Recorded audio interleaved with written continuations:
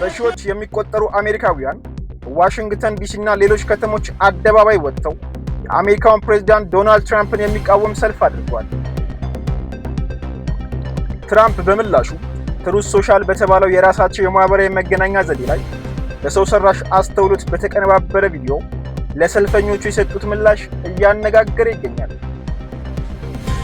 ሰልፈኞቹ የአሜሪካው ፕሬዝዳንት ዶናልድ ትራምፕ የሀገሪቱን የዲሞክራሲ ተቋማት ሽባ እያደረጉ ነው፣ በግላቸው የሚወስኗቸው ውሳኔዎች የዲሞክራሲን መርህ የሚጻረር ብቻ ሳይሆን ሀገሪቱን ከባድ ዋጋ የሚያስከፍላት መሆኑን ገልጸዋል። ዶናልድ ትራምፕ ለሰልፈኞቹ የሰጡት ምላሽ ግን እያወዛገበ ይገኛል።